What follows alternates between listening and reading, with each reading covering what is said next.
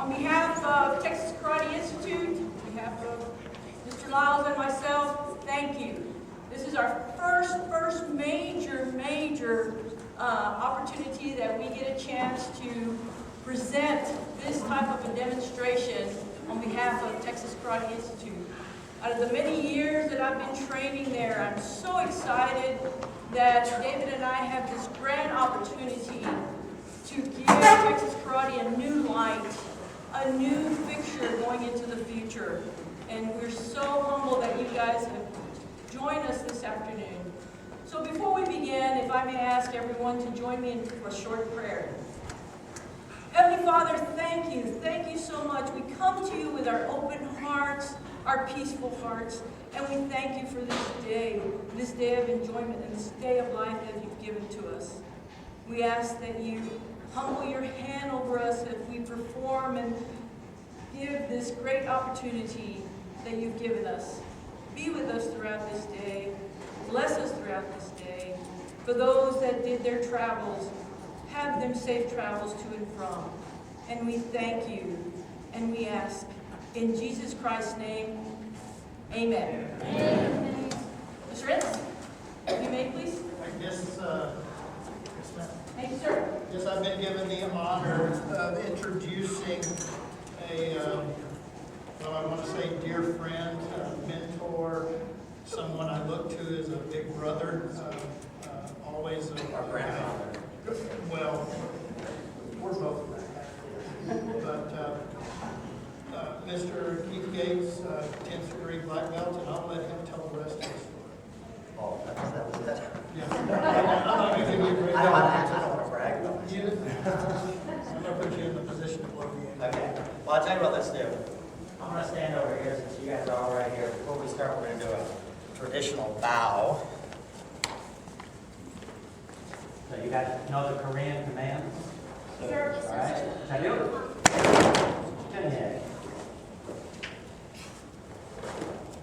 All right. Now you can relax. Tell you what I have to see. All right. Well, I'm going to talk a little bit about myself and about Texas Karate Institute. I was one of the original instructors at the Texas Karate Institute in Dallas, Texas. In fact, it was the very first karate school in all of Texas. Back in those days, they might have had a karate school maybe at a university or something. In fact, my instructor, Mr. Steen, did teach at the University of Texas where he first studied. But nowadays, you drive around, even in Lubbock, you see karate schools all over, Taekwondo, karate, MMA, sometimes. But in those days, in 1962, there were no karate schools in Texas at all. So Mr. Steen started one over by SMU. As it turns out, I was just a kid, so I started when I was 14 there. Turns out I went to SMU later and actually started a karate class at SMU. Interesting. But there was one karate school. And then Mr. Steen started doing other Texas karate institutes. So he put some others in Dallas, one in Arlington, Texas, and it came all the way out here to the desert. Can I say that? To Lubbock here, and started a Texas Karate Institute. So a lot of the guys that started the TKI here were friends of mine back from the old days. Well, I'm in my black belt when I was 17 years old. And back then, there weren't even kids in karate hardly at all, let alone black belts under like 20. In fact, I'll tell you a story. I made a black belt at the same time as one of the female students made a black belt. She had actually tested it twice before Mr. Steen flunked her. It was her third try going for black belt. And I have to say, she was like 35, and I'm 17. So to me, she was like a whole old lady. Well, Mrs. Erickson, Marion Erickson, and I took a black belt test together in 1968. And we both made it. She passed the third time. But somebody told me later that one of the instructors that was on the board said, well, this is a sad day for karate when we start giving black belts to women and kids. This is in the 60s. Here's the interesting thing. I'm still teaching. I was that kid that made black belt, and now 55 plus years later, I'm still teaching, and I have my own organization. Mrs. Erickson has passed away, but she and her husband started a karate school back in Richardson, the Dragon Taekwondo School. So that kid and that woman that made black belt, when a lot of those tough men didn't think kids and women should be black belts, we turned out to be his best black belts. Because now we have bunches of black belts underneath us. In fact, these guys here are my black belts that drove all the way from Dallas. They got here like 1:30 in the morning. To come over and help me teach this seminar today. So I appreciate you guys coming. The other thing I want to say is, you have that logo in the back of your shirt? Yes, sir. This wasn't the original Texas Karate Institute logo. The lady that came up with this one, that's me doing the flying sidekick. Because when I went to the University of Dallas, I started teaching classes over there, and this is back when I could jump up in the air. I can still jump up in the air, I just can't land it. But there was a picture of me doing a flying sidekick outside the University of Dallas, and they took that photograph and turned it into that logo for Texas Karate Institute later. So I have a long history with the Texas Karate Institute, being one of the original instructors, and now I'm on the logo, and now I'm here at the last Texas Karate Institute in Texas. I don't know, do you guys have the name trademark? Can anybody else use it? No, we have made it. Oh, okay. So it'll be the only Texas Karate Institute, the last Texas Karate Institute. Well, maybe I shouldn't say last, because then you guys are on a whole chain of schools all over the place, right? That is the plan. Well, like I said, when I started, it was mostly grown-ups. So, I mean, I was 14. I mean, I was older than a lot of you guys here today. But back then, I was like the youngest kid in the class. We just didn't have any little kids in the class. I teach at a YMCA now. I was there for 37 years. I've got lots of little kids in the karate class at the Y. So, Dre and Caleb over there on his computer, they started when they were little kids at the Y. And here they are, 4th degree black belts. So one day, maybe you guys will have all those stripes on your black belts and have your own karate school. You just have to stick with it. So I'm really glad to see you guys here. Well, I thought what I'd do too, and maybe I'll break off the session and just talk to like the more senior black belts and some of the adults about the history of karate, not only in Texas, but Taekwondo. If someone was to ask you, what kind of karate do you do, what would you say? Someone at school says, oh, you take karate, what kind? Because there's bunches of different kinds. What kind do you do? Nobody knows? Texas. Okay, Texas karate, yeah. That's the name of your school. You do Taekwondo, Tamsudo, Shotokan, American Taekwondo, Olympic Taekwondo. There's a bunch of them. Well, again, I'll make this short. But when I started karate, we actually did a Texas Karate Institute. Someone said, well, what kind of karate do you do? We said, well, we do Taekwondo. And they'd say, what kind? And we'd say, Chungo Kwan. Because there were the different Kwans, or schools of Taekwondo back in Korea. And Mr. Reed, who was my teacher's teacher, and he was the guy who brought Taekwondo. You know what? He brought Taekwondo to Texas. The very first Taekwondo ever taught in the United States was in San Marcos, Texas. As he came down there, so Taekwondo became well known in Texas. But he actually taught a style called Tamsudo. Black belt for his Tamsudo. Way up the Chinese hand or China hand way. So Tamsudo. Here's what's kind of cool. Originally, karate meant China hand. So Tamsudo was the Korean translation of karate. In fact, you guys seen the video with Mr. Reed talking about the history and so forth. And in the early days, everybody called it Tamsudo. And then they changed the name to empty hand. So that's what karate means. And who changed it? No, you guys know. Kichin Funakoshi was a karate instructor from Okinawa. He went to Japan, and he said, well, it's called Way of the China Hand. The Japanese went, oh, we're not doing anything Chinese. So he said, well, let's call it empty hand instead of China hand. And it's pronounced the same way, karate. Okay. So it became karate, empty hand. Do you guys do Olympic Taekwondo? Did you ever go on YouTube and type in Olympic Taekwondo and watch you guys do? They have Taekwondo in the Philippines. Does it look like what you do? really different, doesn't it? Is there wear the big old chest protectors, or is there wear helmets? I know you guys wear helmets in the car. But in Olympic Taekwondo, they like do all these really high kicks to the head. Like I said, I used to be able to do that. Like, I can't kick way up over my head anymore. But mid-70s, and hip replacements and stuff. So I kind of teach karate / Taekwondo. And in fact, my own organization is called American Karate and Taekwondo. So when people say, oh, do you do karate? I go, yes. Do you do Taekwondo? Yes. So we kind of do a mix. And you know what? That's what you guys do also. You do kind of a mix of karate and Taekwondo. Maybe your school takes karate lesson too. Well, what is Taekwondo in the Olympics known for? I teach you. What is, you know what? Karate just got into the Olympics too. Did you know that? Now there are 3 martial arts in the Olympics.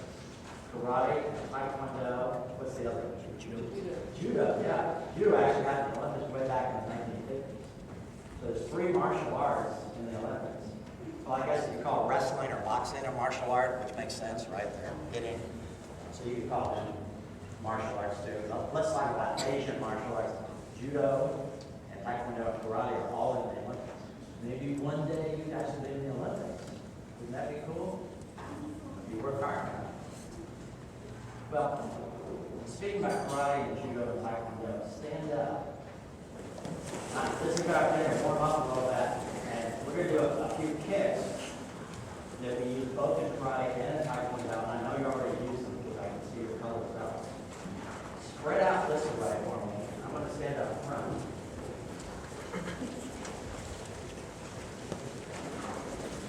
Spread out, spread out.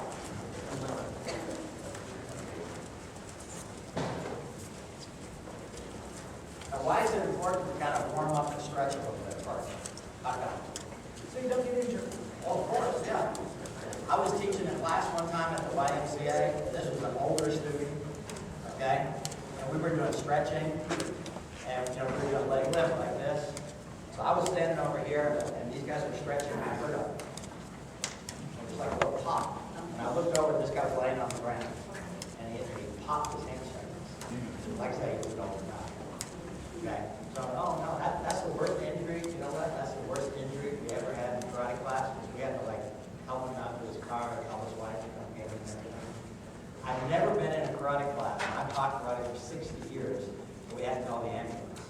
You guys ever been to? Sometimes parents go, oh no, I don't want my kids in karate. They're going to get broken faces and teeth knocked out and stuff like that.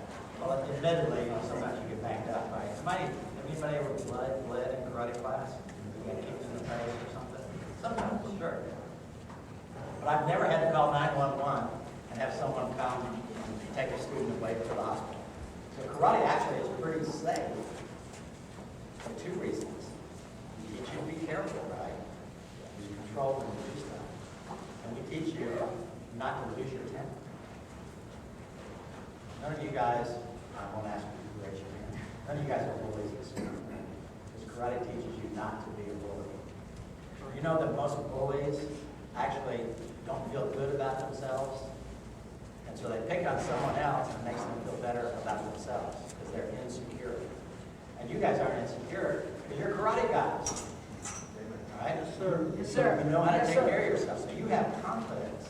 And when we leave tonight on the last bow, I'm going to ask you how do we build self-confidence. And I'll talk about that in a second. Okay, but let's do this. Spread just a little bit more. Then we're going to do jumping jacks. I don't want you to hit the guy next to you. Just do 15. Ready, go. 1, 2, 3, 4, 5, 6, 7, 8, 9, 10, 11, 12, 13, 14, 15. step up with your left foot. Okay, go out your way. What kind of balance is this? 4 balances. 12 seconds. Everybody know what it is in Korean? Y'all don't use Korean at Texas Karate Institute anymore? Every now and then, sir, not often. It's coming back. Amsogi. Up is front, Apchaji is front kick. Apchoji is front balance. Go ahead and slide your foot out a little further. A little further. This really isn't a really good forward balance. You can't move from it, but you can stretch your back leg muscle.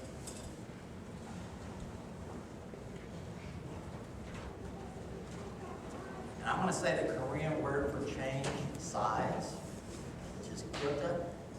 When I say kyota, I want you to change sides and give me a yell. Kyota. There you go. Slide out a little bit, stretch.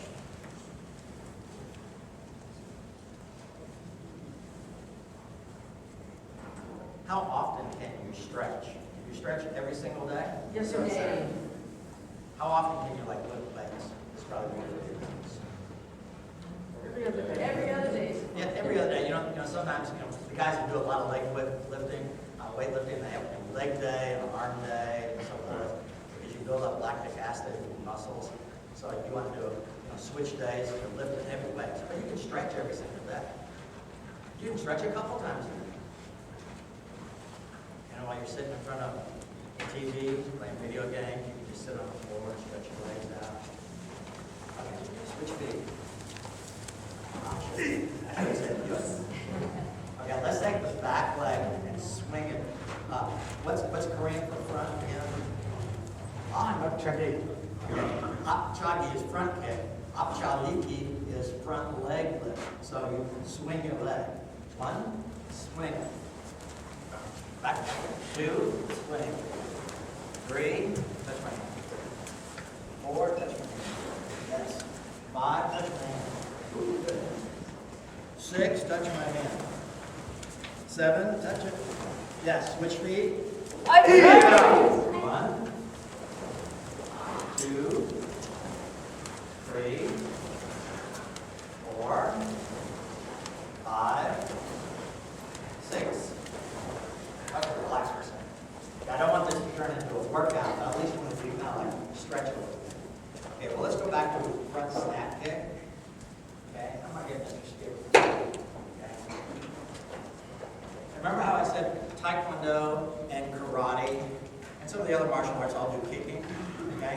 I don't know if you've ever seen a front heel kick. We really don't use that much in Taekwondo. Some karate styles that do. You come out and you hit with the heel as opposed to the ball of the foot. Well, we're not going to do that right now because I know you know how to do a regular front kick with the ball of the foot.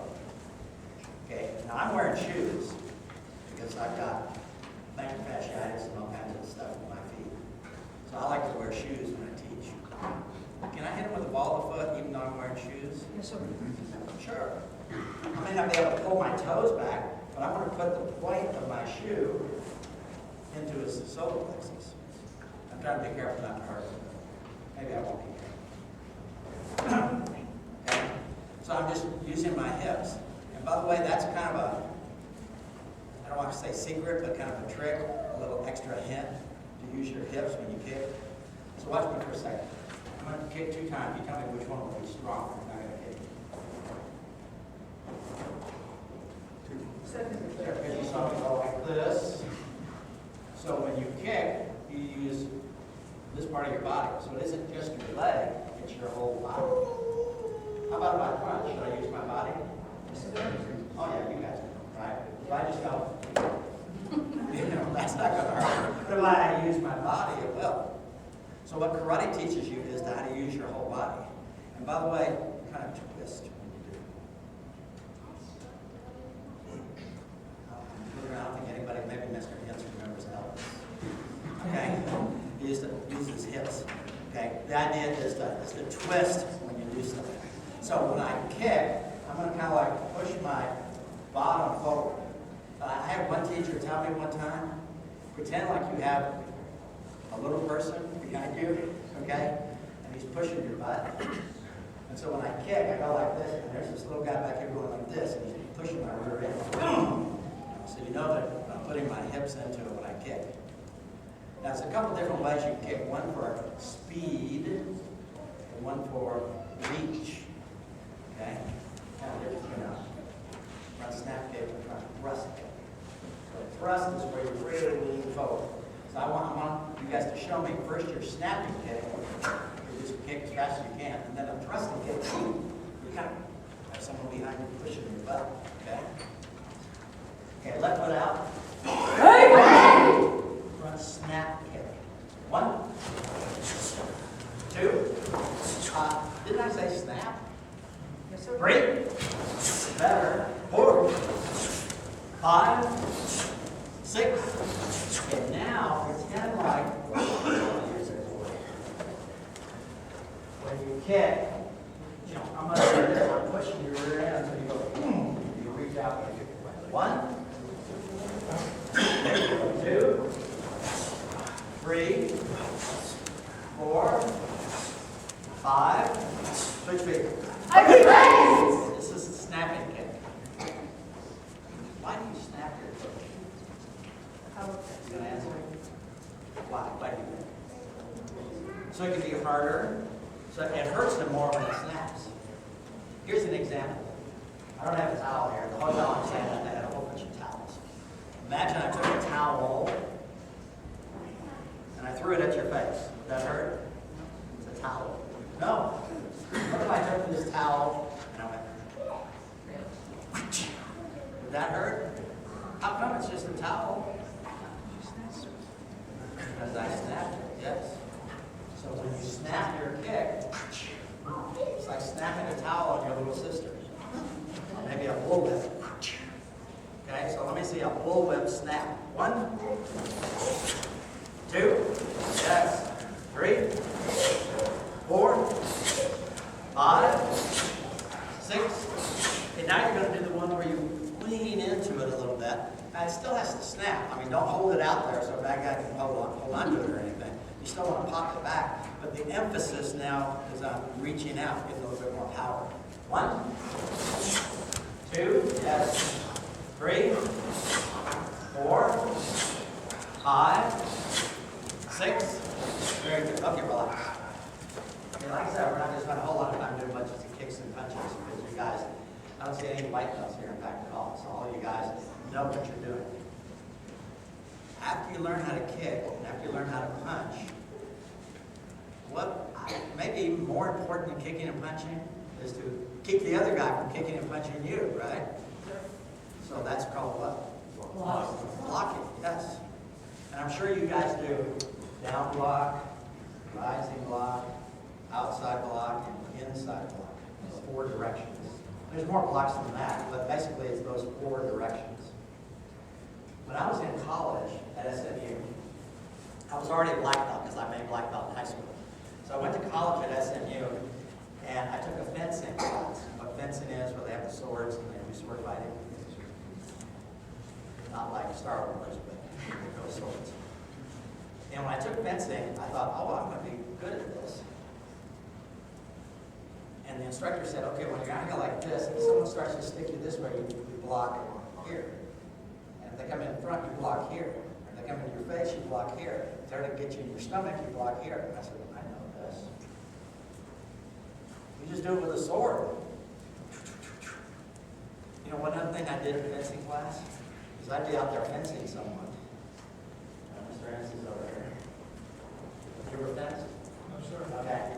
So, but here's the cool thing. You start in a back balance, and you thrust in a forward balance. So it's like, I know that too. Okay, well, here's one thing I was doing in fencing class. We'd be out there like this.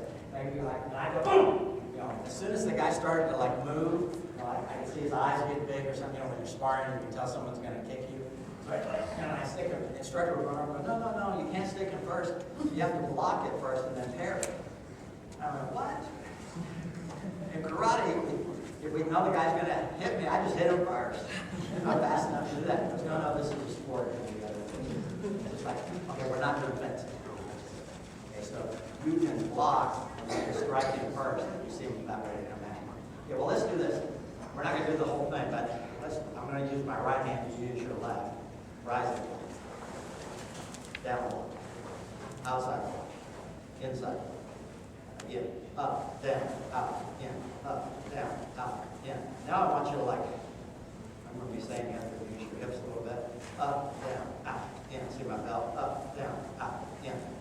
Do it several times. Up, down, out, in, out, down, out, in. Do the other hand. Up, down, out, in. Good. Okay, who's pretty good at that? Volunteers and say, I feel like I'm a pretty good blocker. that self-confidence. I can try. Okay, now I'm going to use Reese over here. Oh, Come here, Reese. Okay, so put your hands up, please. Okay, so if I come over here, you're doing an outside block. If I come over here, or here, right on top of the head, right? You know, I'm just put your feet like this, and I'm just going to work on the blocks. Okay, so put your hands up.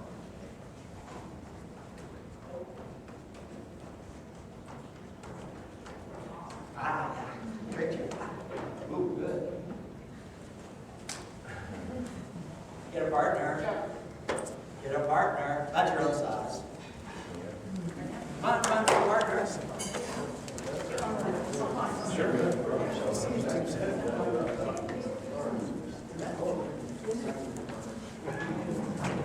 Somebody need one here?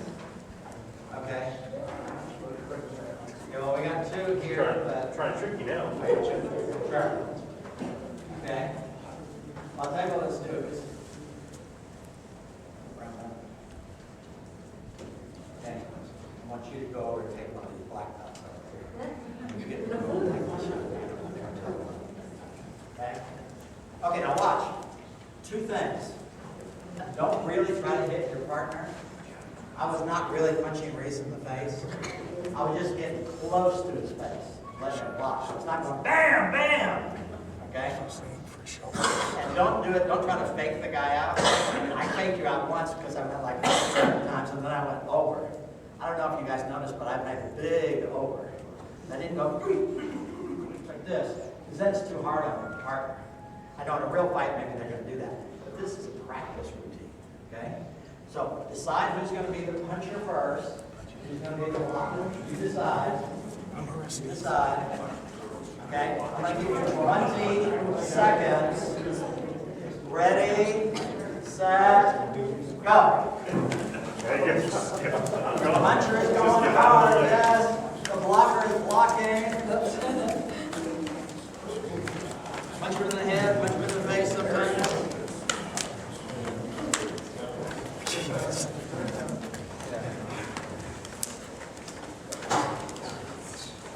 Okay, stop.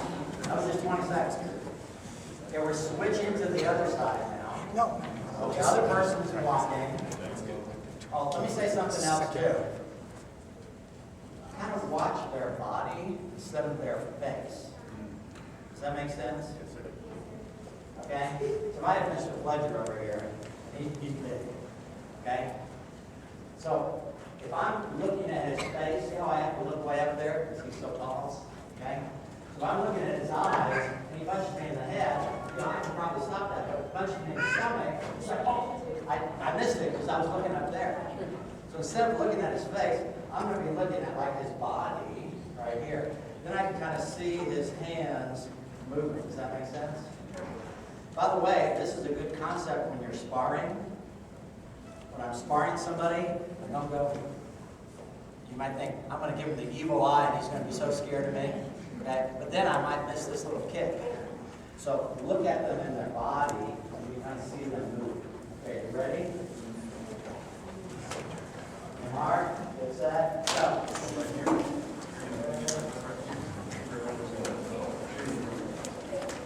Yes, yes, yes.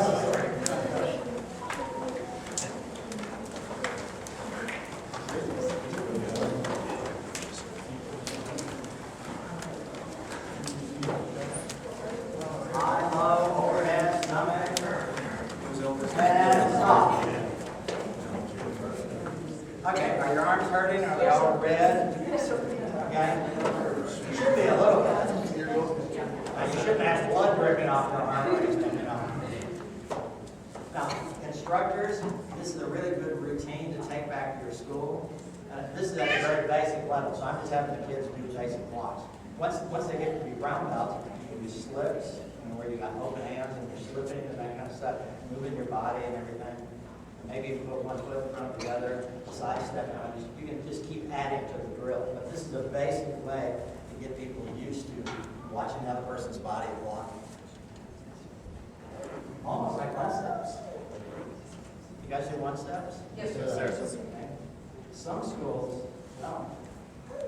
Ian Abernathy doesn't like one steps. Because he said, oh, it's unrealistic and so forth. But honestly, some of the boom guy he does is like a little suspect. Okay? And I really love Ian Ammerman. You guys at black belts especially, look him up online. He's Scottish. He sounds like Sean Connery when he teaches. So cool. So it's like, that's James Bond teaching. And what he does is he takes kata and he turns it into application. Like, one go, what the heck are you doing when you do that? That's so weird looking. Here's one, in fact, I was talking to a student the other night. This one. What were they saying? Somebody locally that has eliminated teeth because they didn't like that. Troy Dorsey. Yeah, maybe it was. Were you telling me that? Yes, sir. Okay. So Mr. Anson was telling me that Troy Dorsey was a famous fighter. He eliminated this move out of kata because the kata was so dumb. And admittedly, some of the moves look kind of dumb. Okay, well, before we leave today, we'll go over some of those. Okay. But I still like kata, and I still like one steps. And yeah, I'll grant you when someone just steps and punches. So we're doing a one step. I'm not sure how you guys do the entry, so. Okay? So if I'm doing this, no one's going to step on the street. Hey, buddy. Okay? I know that. But it trains me how to time it just right. Because here's a bad way of doing one steps. I'll bet you some of you do this. Right? Now, I'm dead now. Okay? So it trains you how to block at the precise right time. Okay? It also teaches you, just hold your hand down. It also teaches you, oh, there's a target right there. Here's a target right there. Here's a target right there. So it teaches you targeting. Because sometimes when you spar, I know your teachers tell you to go to a target. But how many times are you guys out there sparring and you go, kick them in the butt? And the teacher goes, that's not a target. You go, I can't help it. Okay? So by doing one steps, it trains you to hit to a precise target. Because I don't know of any one step where you kick them in the butt. Okay? So by training one steps, it really helps your timing and your targeting. And you know what? Your distance. You ever done a one step where a guy accidentally punched you in the face? Okay, I'll tell you a story. My students know I love stories, right, guys? Okay. So Mr. Steen was my instructor. He's the guy who founded Texas Karate Institute. He was like a famous world champion. He beat Chuck Norris for the world championship. These kids don't know Chuck Norris. And Joe Lewis, the same night he beat Chuck Norris and Joe Lewis the same night to win the world championship. Okay? Well, we were given an exam. I don't remember if it was a black belt exam or what. But they were doing one steps. And one guy was, one guy, bam, he hit him in the face. Mr. Steen said, watch your control. Don't hit him in one step. He said, oh, sorry, sir. And so he did it again. I can't remember what he hit him with the second time. But he hit him with something, whether it was an elbow or side kick or something. And Mr. Steen had a pencil in his hand. He was grading. And he took the pencil and he broke it in half. And he threw it at the guy. I said, don't hit him. Get out. This is the middle of a karate exam. The guy's standing here like this. Mr. Steen goes, get out. So that was my teacher. I'm not nearly that neat like that. No, sir. Okay. So one steps teach you control. So if you do a one step on your partner and he's laying on the ground bleeding, then you didn't have very good control. You know what? I actually don't like the word control because that implies that you're pulling back on your technique. So if I'm here, it's like, well, control your back fist. So it's like, screech. I want to make sure I don't hit him. Okay, and I'm not trying to hold back. I'm trying to place my technique exactly where I want it to be. So I still use the word control in class. So I said, what's your control? But I really prefer the term place your technique properly. So if he's here and just you can feel the air. Okay? And you know that it's an inch away from his temple. And you should be able to do that, well, all the black belts, maybe some of the brown belts and red belts too. You should be able to throw your technique, throw your kick, and just barely get close to them, but not really hurt them. Because that means you have control. Martial arts is all about control. Physical control and self-control, right? Okay? So, here's what we're going to do. I'm going to show you a couple of one-steps. Everybody does different one-steps. Do you guys have specific one-steps that you do for each belt? Okay. Okay. Well, when I very first started, we didn't have specific one-steps.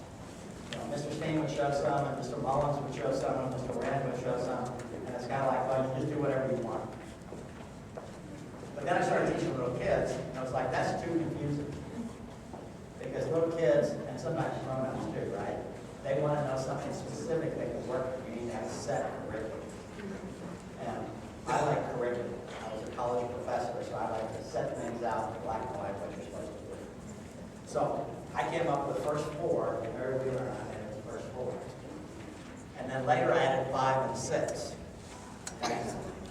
I'm not going to show you those because they're pretty simple. I'll show you more dancing if you want to see a dance. Okay, so let's see. Oh, Mary. Okay, so I'm just going to do it slow first. Okay.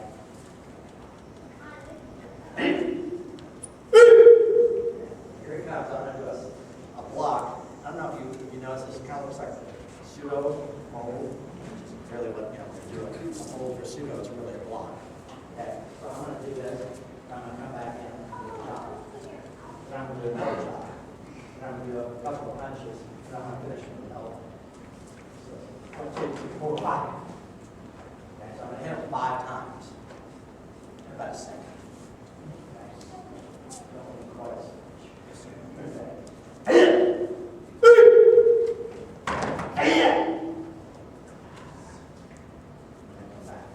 Okay, so everybody do this. Cross your arms.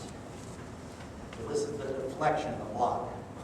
Then you're going to take that hand that's closest to your body, chop on the collarbone.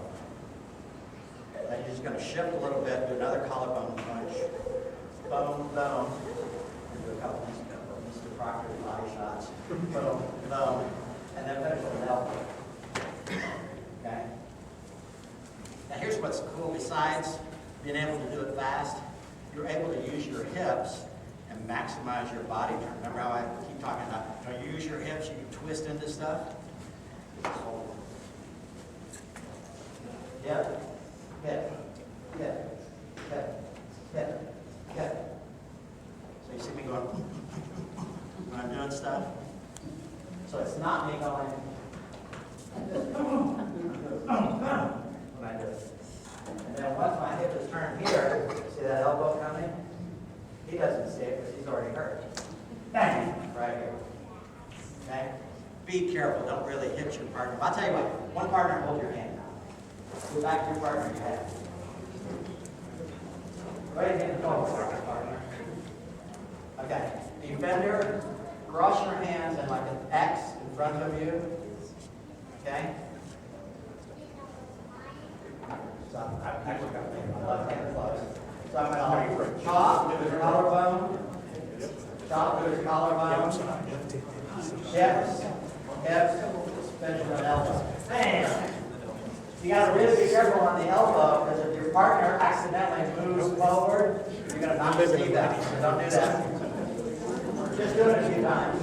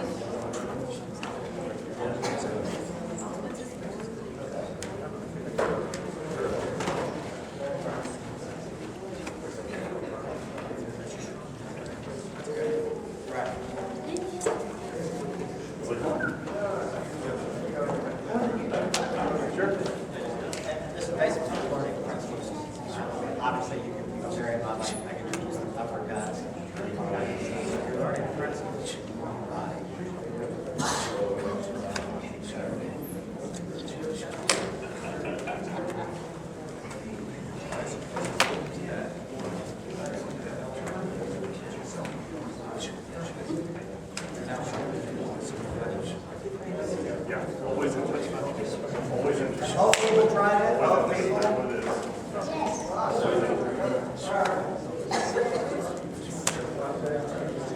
Yeah,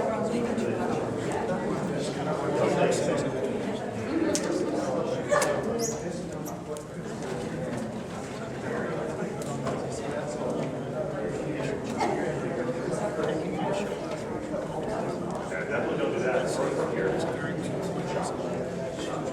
This hand right this area is here.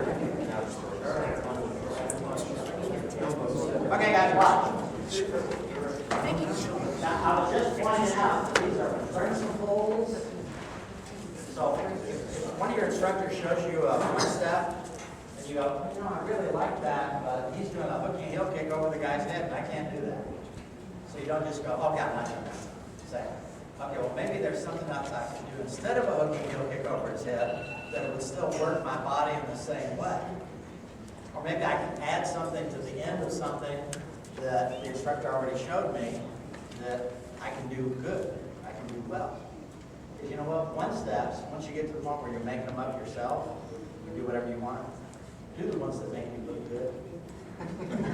Okay? I've been on tests before where people are doing one steps, and the guy steps out there and he gets back and he does a jumping kick, he does a jumping wheel kick, and he almost falls over and everything. I was going, did you decide yourself what to do? Yes, sir. Well, why are you doing something that makes you look stupid? Do something that makes you look good. Does everybody know what you do that's good? If I ask you, what do you do in karate that you can do really well?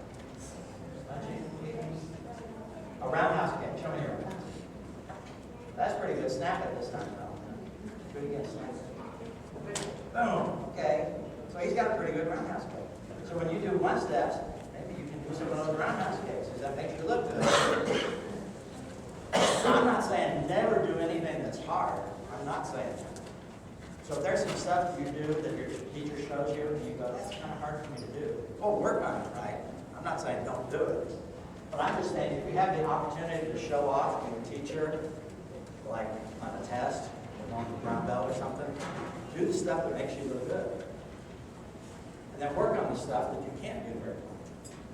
All right? And like I said, you can always add something. Step out.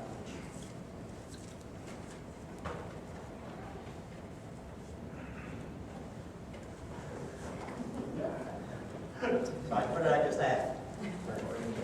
I added a little hook kick, side kick. Which is like going down school. I can do what Mr. Yates showed me, and then I can do a couple of kicks on the end. Right? So always feel free to add a little something. I think I would tell you, if you're making up something to do on a test, run it by your teacher first. Say, hey, Mr. Lyles, I came up with this one step. What do you think? He's going to look at it. He's going, that looks good.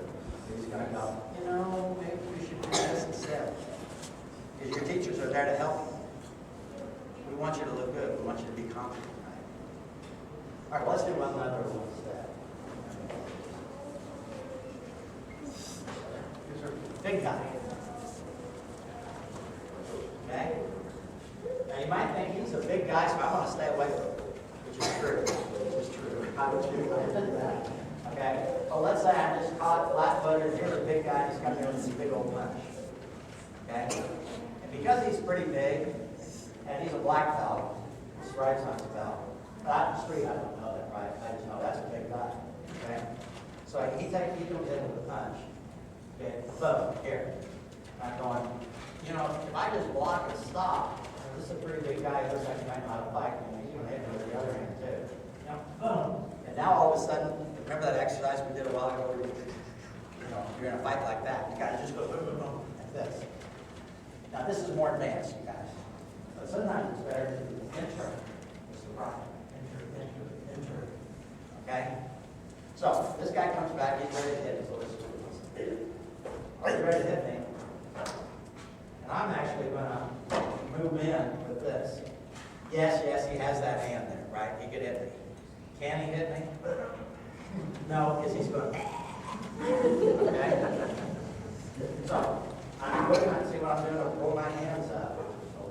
Roll my hands up right here. Yeah, this is kind of cool. Rose, eyes, growing. Do you guys do the 3 primary target areas? Eyes, throat, growing. Throat, eyes, growing. Okay? So in a half a second, I hit all 3 of those target areas. But here's the thing where you got to be really careful. If you're too slow, remember I was talking about timing on 1 steps? So hold that.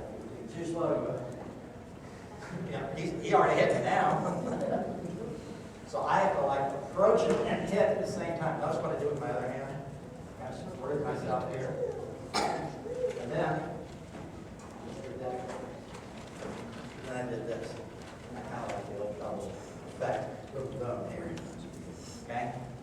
I almost hesitate showing this to kids because I don't know if I trust you. But everybody's got colored belts on, so there's no white belts. I don't even see any yellows. So you guys should have pretty good control, right? So that I can come up, put my hand here without hurting, put my hand here. I cannot poke my fingers into his eyes for real. Put my fingers on his forehead. And then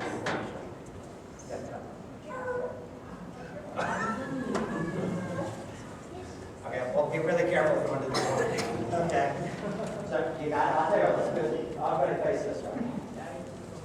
Put your left hand up. Reach around.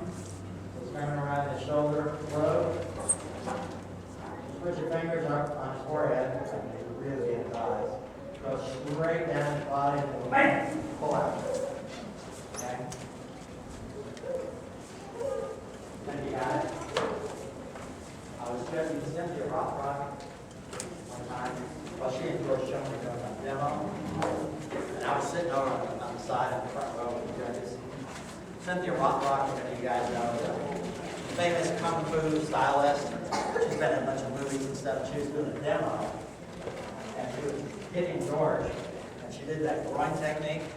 She reached underneath the groin and pulled back.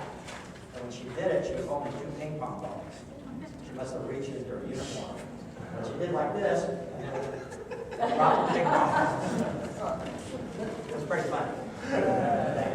So don't really do that. Don't pull it out, okay? Get your partner. One person just hold the hand out in a punch. One person just hold the hand out in a punch. And do the defense. Can you remember it?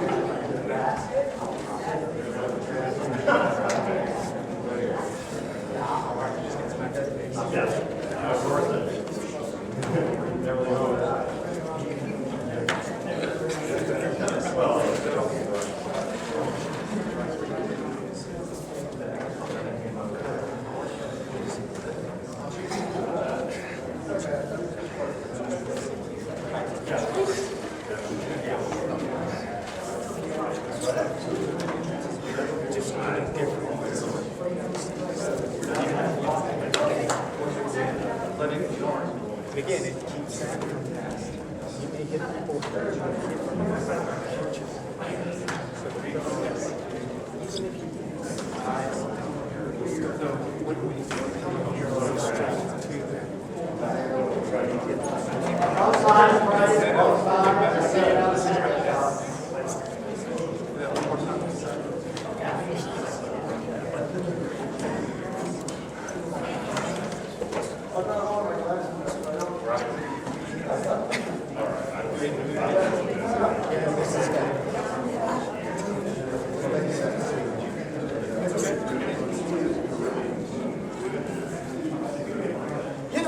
It's just kind of, and these happen at the same time, so it's not much. So it's not here.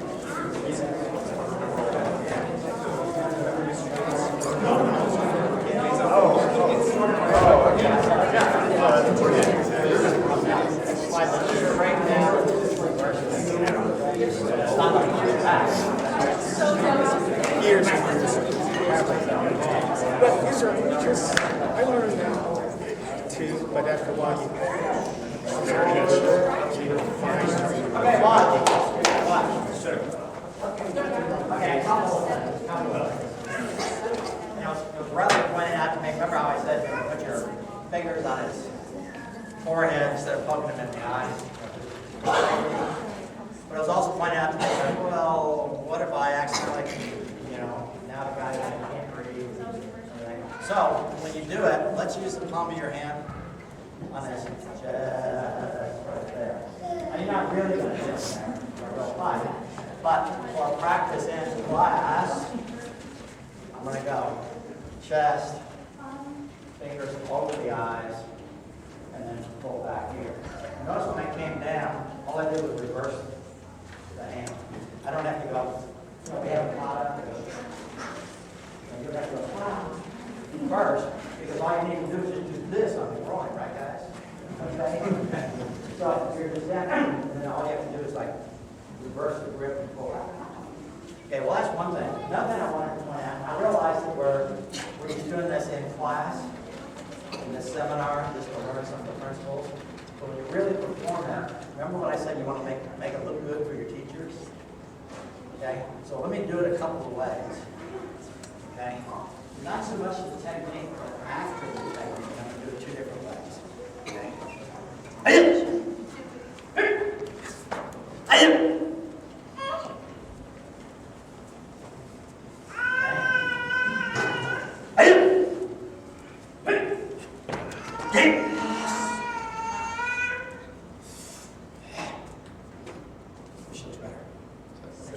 Okay, and you don't have to go. But don't just finish your one set, just go. There. I heard Mr. Cox earlier talking about intent. Okay? Famous Bruce Lee saying, get with intent. Okay? So after you do something, you're right here. Now you're kind of scared of what I want to do next, right? Okay? By the way, that's one reason we're doing a ki. What is ki? Ki. Energy. What ki is energy? So ki or spirit yell or energy yell. Actually in Korean they say kia, but ki on the end. So ki or kia. So it means with all of your energy. There are three really good reasons for doing an energy shout. One is to intimidate the other guy. Try this next time you spar in class or something. The teacher calls you up and says, you and you come up and spar. So we go up here without the teacher. Oh yeah! Right away the guy's like, oh. This guy is serious. Really bad. You can do it even in a self-defense situation. Not necessarily when somebody comes up with, hey, stupid looking, then you might be saying, let's fight. But the idea is show that energy in your face and your body posture. Another reason for yelling is, okay, confidence. To relax. To me, it needs to relax. Okay, yeah, if you tense up, you can do it, but yeah. To breathe. Okay, yeah, breathing, I like breathing. Okay? It's a private thing. So if I get just the pleasure, I'm using him because he's one of my black belts. Okay? Just stand. But I want you to breathe when you see me coming. And that was a pretty solid punch. Yeah, he knew it was coming, but he's a Portuguese black belt, so he goes.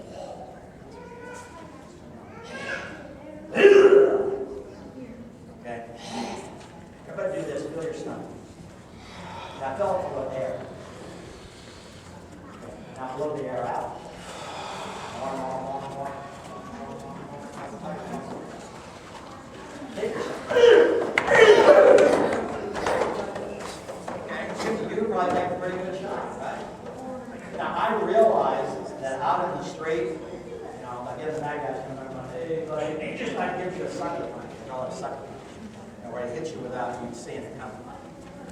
But if you know how to breathe,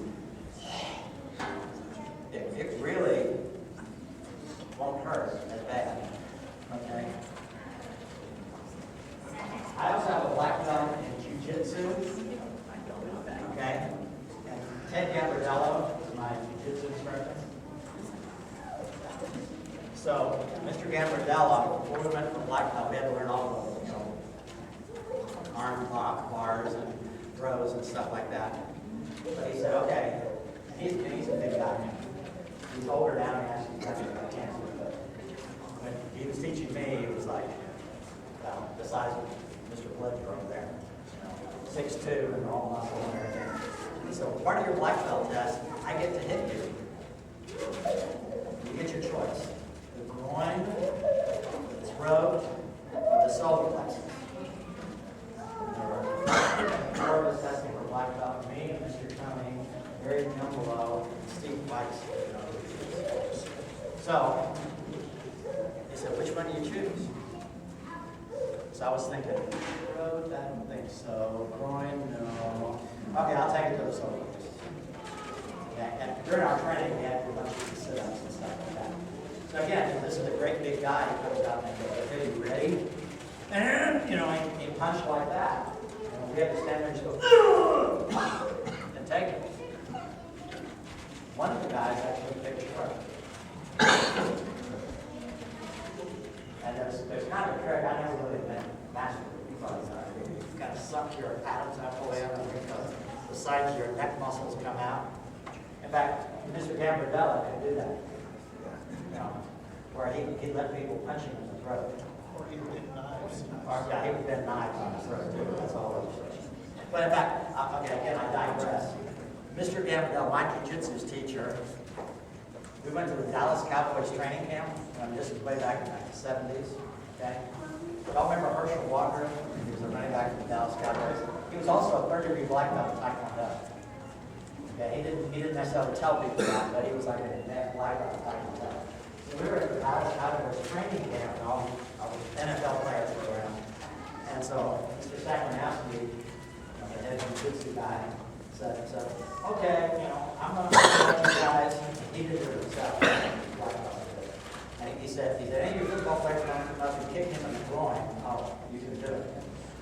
So his head black belt got there, stood in a horse stance like this, waiting for an NFL player kicking his groin.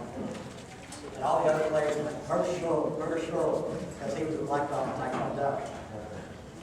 So this guy got like this, and Herschel Walker came up and went, BAM! And kicked him. And the guy's feet came up, and he went back like 4 feet. And he just went, BAM! That's the trick, too, about doing that. I don't know either. So, yeah, I didn't pick groin kick or throat punch, but I did pick solar plexus punch. So the idea is you can make a pretty good punch if you know how to tighten up. Okay, so what did we say? Gives you self-confidence, scares the other guy, helps you breathe, also gives you more power. They had a lot of tennis on TV recently. Coco Golf is a teenage girl, but she's a tennis player. And they were showing the clip of her playing tennis. She was a teenager. And she had a tennis racket, and they had you could hear the sound, and she was like, I was going, she's doing karate yells. Ever seen these big weightlifters? I'm not talking about the bodybuilders that look so good. I'm talking about the guys that look like big fat guys, but they can lift like 700 pounds. And so they get up there and they hold the bar and they go, they're doing karate yells. Because it's giving them that inner energy when they do it. You guys broken boards, you guys? Sir. They tell you to yell when you hit the board? Energy, right? Power. You're not trying to scare that board. It's not scared of you. But you might be scared of the board. You might be going, it's going to hurt me. So you just have to really hit it.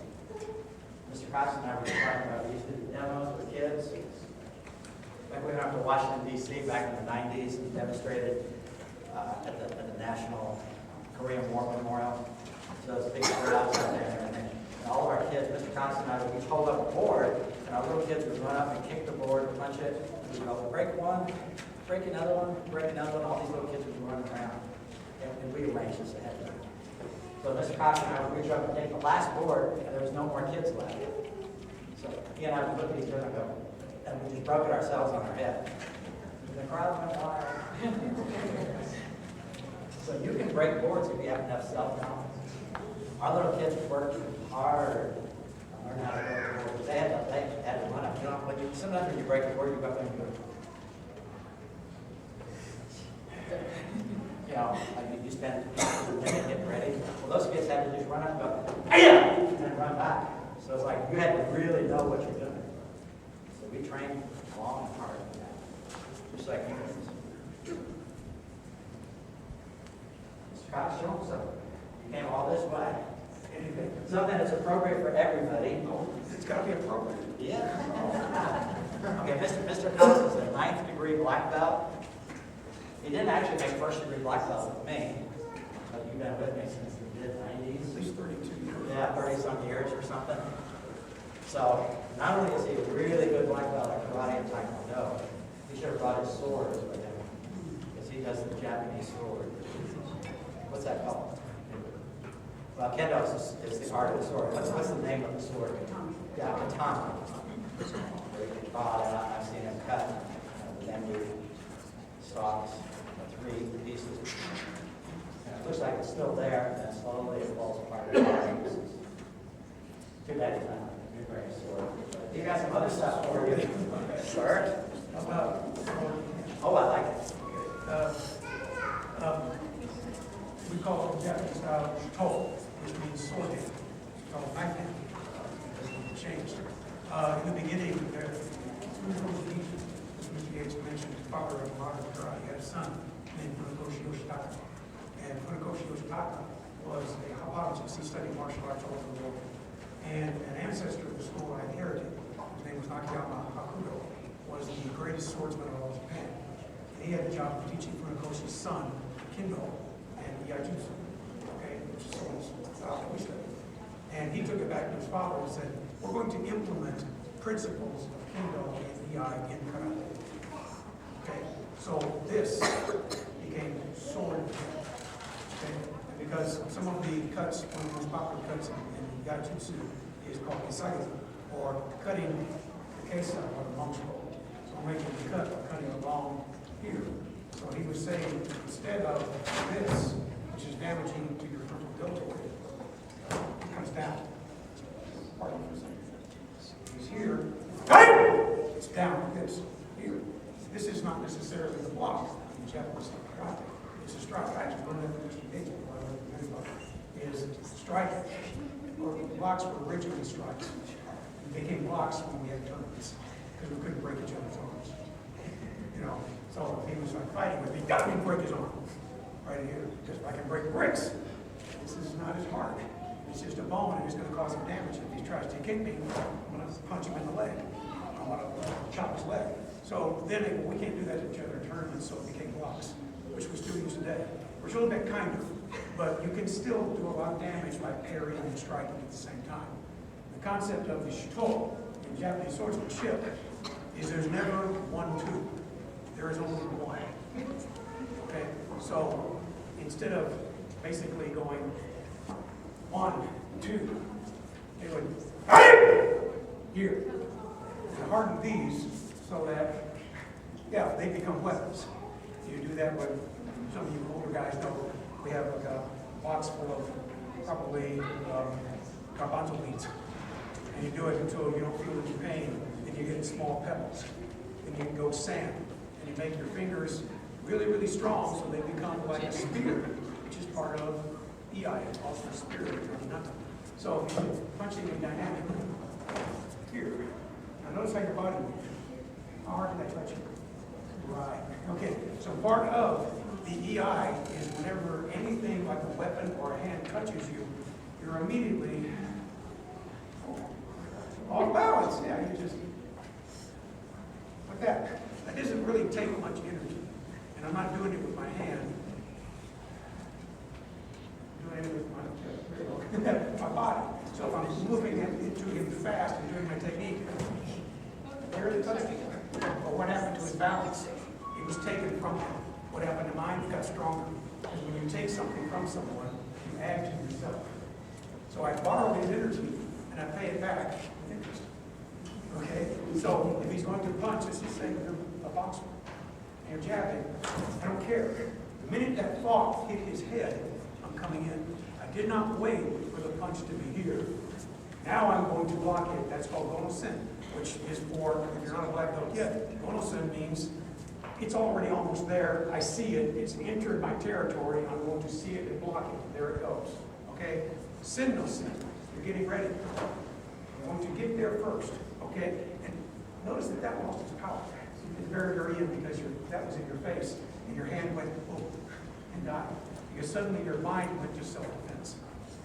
First it's aggressive, then it's defensive. And that's what the swordsman did. Mr. Yates was explaining the intent just a second ago quite well. I like the way he uses words, and I have to always steal when I'm explaining. Oh, if somebody can put it better than I can. He's a writer, and I just move things around. But then, because he's a writer, he can use his words better than me, and I'll listen to sometimes some of the phrases and go, I need to use that in teaching. But the intent, and in Japanese, there's language for everything. We call it sime. Sime means I'm pushing you with pressure psychologically. Mr. Yates said, look at that guy. There was that pressure psychologically that made that guy suddenly, there's a little bit of intimidation with your own defense. I was telling you, right? Did you see Jack Reacher? You guys see that Jack Reacher TV show? I don't know. And my favorite scene was when there was some harassment going on between a man and a woman. And Jack Reacher is going to place got a piece of pie. And he looks at the guy. And the guy gets angry and says, what are you looking at? You want to start something? And he just keeps looking at him. And he doesn't talk. And he doesn't move. And the guy goes, okay, I'm sorry, man. No, that's sime. Mutual. Winning the fight without actually having to fight. Why fight without fighting? Mutual means the art of using the sword without ever having to take it out. Okay, you can win the fight psychologically. From here, I don't have to fight you. From here, it's going to be different. And the minute he takes a step forward, that fight's on. Because he just entered my territory. Now, running, he might catch me. I don't know. So, in swords, you want to try this, but that's not try this technique here. It's a little bit different than what you do. You do this and this, okay? We're kind of here. So I'm facing the guy here. See, I just took the breath out. And then immediately, coming in here, and I'm dropping. See, if you feel that? From that little drop, there it goes. Now, it would have been a strike. I'm not going to do it because I like it too much to over your cover. But that's going to make him drop. So I'm literally, like my hand is a sword, I'm cutting it. Here, I can't really cut it with my hand. But the same principle, Mr. Yates teaches concepts and principles. You take a principle of one thing and you apply it to what you're doing so that what you're doing is improved. So when I take swords, I don't want to be the king of swords all over the world. That's for my sword instructor to be. I just take it and pour it back into my karate. And then I go, okay, what I learned in the Yaitsu, I can do in karate now, and my karate is improved. You know, swords, they would lift the sword to parry. You know, I learned that in school class 30 some odd years ago. That was so unique. Now they do it all the time. So if he's punching at me here, I can do the same thing. See, I didn't have to block him. I just let him keep going. But if his hand is on that side of my arm, I'm safe. And that, you got to punch him across your body. It's kind of hard now, isn't it? And I don't really have to put my shield up. So as he's punching here, I come here down right where I need to be. And he is in place, hands in place, and he's going to go to the floor. Okay? So that's entering real quickly. So what we're going to do in slow motion is, this is my fighting stance. And that's your fighting stance. So instead of doing, hey! Oh, we're just going to stand and look at each other. And he's just going to decide, I'm going to hit you. And he picks up his hands aggressively. And in slow motion, he does a jab. It starts this way. Now, if your fingers aren't strong, do a punch. Okay? So, as he comes in, make these happen at the same time. Just do that and nothing else for right now. Don't try to do the entire thing. We're going to learn to do a small chunk. So as he's punching, also notice there was a bit of sound called the ki. It's the fan ki. I learned from a long time ago. Ki is a technique that needs to be practiced just as much as your psychic. It's probably more important than this when you do your ki. If you don't have eye, you're just dancing around. You don't have productive of any kind whatsoever. Key eye is who you are. We define key eye as energy meter. Okay, an eye key, the version of it, here's blinking. So a key eye is his energy's coming to me, and my energy's going to you. So my energy breaking the board is key, spirit, energy. An eye means to meet. I want to meet that board with my energy. And it has this energy too. It's not moving. He's moving. So his energy's coming to me, my energy's coming to him, and we meet. And I hope it aligns better. Okay? So, grab a partner in slow motion. Everything must be done slowly. Carefully.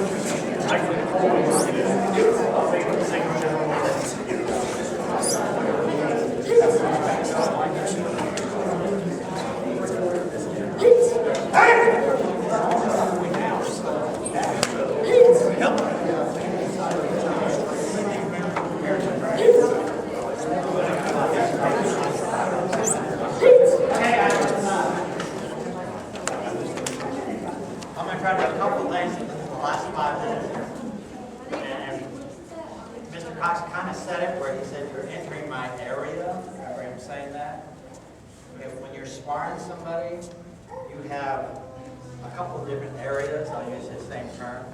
Okay? So, you're standing out, you're shooting. Now, I've never seen him kick, but I'm going to assume he's a pretty good kicker because he's got long legs. So, okay, so if we're sparring, you think I should be doing this? Okay? I might be doing this from back here. Okay? But as soon, because he can't kick me in the face now, right? But as soon as, well, let's say you move up. So, it's like, did you see me? It's like, oh, he's close enough to kick me. So as soon as I know he's close enough to kick me, I want to put something between his foot and my face. This is going to be my hand, okay? My guard, my shield. So if you're out here bouncing around, you're sparring, you're trying to look cool and so forth, and all of a sudden this guy's edging up a little closer. It's like, oh boy, your hands better go up. Okay? Now look where my hands are there. Mr. Steen used to call this a stationary block, where if my hands are here, I only have to move either hand within like 5 or 6 inches. I got basically everything covered. So if he does a rich hand is not going to net. I just had to move it 5 inches. If he kicked me in the groin, I just had to drop. So you get the idea? It's like I don't have to move my hands very far. Okay? There is a time when I might want to go like this, like a box. What do you think? Should I do it out here? Yeah. Because now you're going to So watch me. Stationary block, get closer. Okay? Now, I know he can knee me, but that's against the rules, right? In a tournament. Okay? In a fight, I still have to be aware of it. In a tournament, all of a sudden, my hand was down here. All I got left was one hand. I think I'd rather have 2 hands. So sometimes your hands are up, sometimes your hands are spread apart. And you have to know when. Okay? So put your hands up and what we call a stationary block. So one's there, one's here. So this is taking that, this is taking that. Okay, so we're moving around. And at some point you're going to bring your back hand up. Okay? We'll see if you, you're going to bring the other one up so you're more like this, like a boxer. We'll see if he knows when.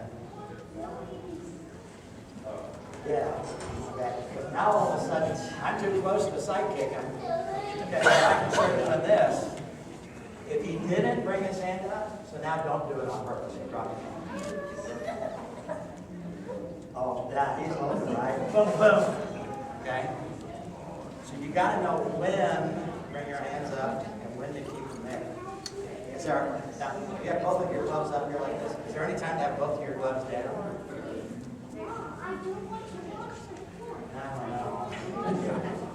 I don't think I want to fight like this. Okay? So I've got one up, one down, and that way you can move both hands just minimally, just a little bit. And then if he gets in real close, I might want to go ahead and get both of them up. Okay? So that's called kicking distance and punching distance. Sometimes I work with the students and say, okay, kicking distance, punching distance, yeah. So you learn how to just make the hands move. Okay, 2 minutes. It's a good move out of form. It's kind of weird looking.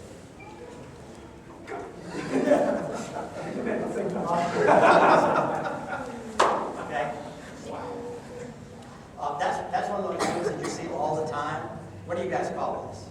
A double arm block, and we usually say box block, because your hand is kind of like a square or a box. It's like, and sometimes people say, well, what do you do when you do that? It's like, well, this guy's punching you in the face, this guy's chopping you in the head, ta-da! And you go, how often is that going to happen? Two guys are hitting you from 2 different angles at exactly the same time. Okay? So that's not really a double block. Okay?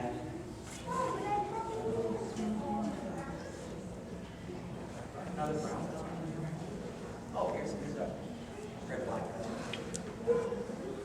Okay, so I just want you to come in like this. Towards me. Ooh, see it? Okay. So this one came up, bam, right here. Kind of like what Mr. Cox was talking about, approaching, where I was talking about on that blood cell. So this one guards, and this one just punches. So this is the guard or the block. This is not a block, it's a strike. So guys, when I teach this, black belts, I don't have people go, I'm exaggerating this hand, block to the outside, block to the outside. I have to go punch to the base, punch to the base. So this is the punch, and I need one. Going like that. Now what's the rest of the pattern?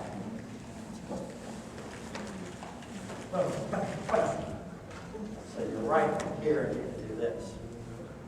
Obviously, there's all kinds of stuff I can do too. But, so there's another explanation for what looks like a weird move. Let's see, what's the guy doing? He's going like this. You're blocking this one and this one simultaneously.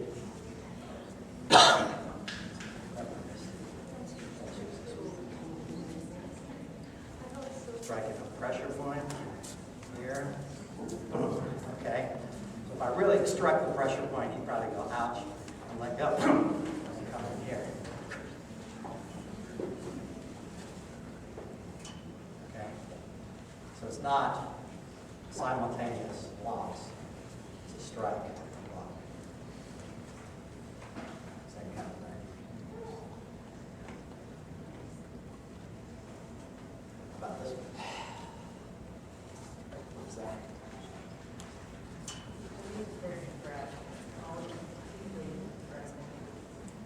Yeah, do you notice one hand comes back and one hand goes out? So here's my wrist. Thus one hand comes out. So think about your form, black belts, instructors. So when a student comes up and says, what am I doing when I do this? I'll say, well, here we go. It's still hard to explain. It's like, no, I think I have to come up with an explanation for that.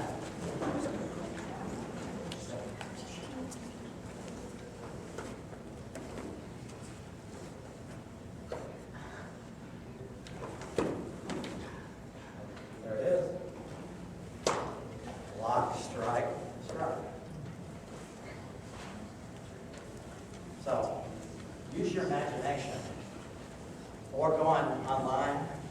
When I was coming up through the ranks, they didn't have the internet. We didn't even carry phones in our pockets. We had a phone at home, and there was a really long cord. So if you were in the kitchen, talking on the phone, you'd walk into the living room, and the cord would be hanging way back into the kitchen.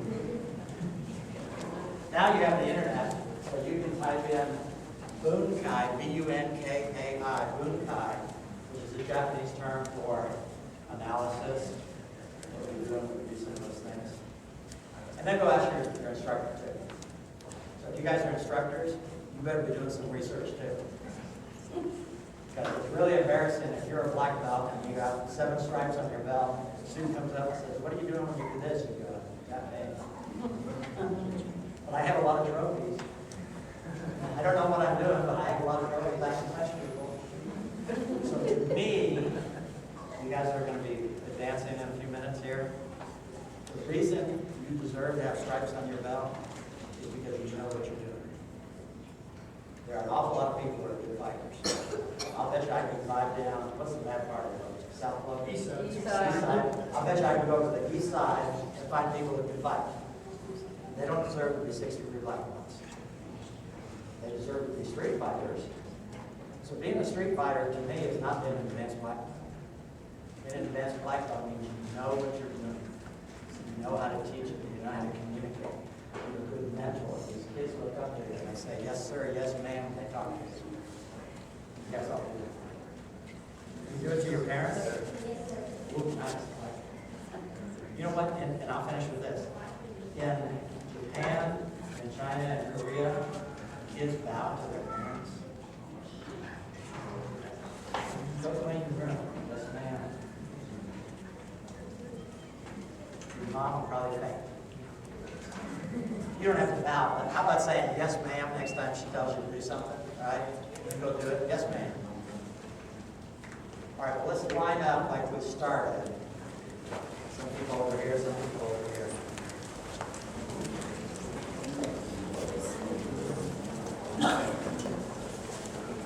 And I'll finish with a thing we say at the end of class. I don't know if you guys have incorporated this or not, but Mr. Reed, my teacher's teacher, taught us this. And he said, how do we build self-confidence? And the students say, knowledge in the mind, point to your head, knowledge in the mind. Honesty in the heart, strength in the body. Mind, body, spirit. And I have videotaped, and you can get a hold of it and see Mr. Reed explaining it. He said, self-confidence starts with knowledge. And you're smart. Mr. Reed says, I want you to study well in school, make good grades, do your homework. So that's the first step, be smart. But there are criminals that are smart, right? Smart criminals. So I want you to be a good person.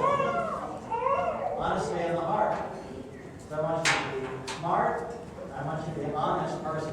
Basically a good person. And of course this is martial arts, right? Strength in the body. So you'll notice on my patch, it's a triangle. Mind, body, spirit. So you got it? Knowledge in the mind, honesty in the heart, strength in the body. To these. How do we build self-confidence? Knowledge in the mind, honesty in the heart, strength in the body. There you go. Wait a minute, I didn't say Kennedy yet. Kennedy. Thank you guys for having me. We're going to